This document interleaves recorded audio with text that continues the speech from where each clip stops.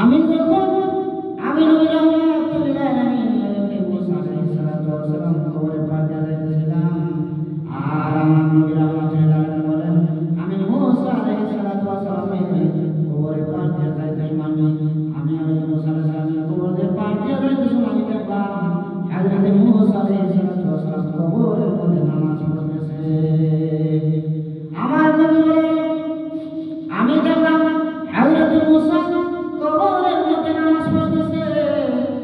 এইখান থেকে প্রমাণ হয়ে গেল, আমার নবী বলেন এইখান থেকে প্রমাণ হয়ে গেল যে নবীরা কবরের মধ্যে জিন্দা, কারণ জিন্দা না হলে কবরের মধ্যে নামাজ পড়বে কেমনে?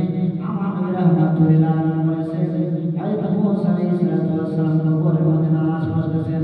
আমার নবী আরো বলেন, আমার নবী বলেন আমি যেটাকে মেরাজে যাব, মেরাজে রাতে আমাকে আল্লাহর উপরে নবী যখন ডাকেন নবী মেরাজে আসেন, আমি যখন মেরাজে যাব, আমি মেরাজে যাওয়ার পথে দেখলাম হযরত মুসা আলাইহিস সালামের কবরের পার দিয়ে আমি নবী যাইতেছিলাম। আর আমি নবী কবরের পার দিয়ে যাইতে দেখলাম যে হযরত মুসা আলাইহিস সালাম কবরের মধ্যে নামাজ পড়তেছে। হযরত মুসা আলাইহিস সালাম সাক্ষী দিলেন, ও মালিক আমি মুসা সাক্ষী দিতেছি আপনি হলেন প্রভু, আর মুহাম্মদ সাল্লাল্লাহু আলাইহি ওয়াসাল্লাম আপনার রাসূল।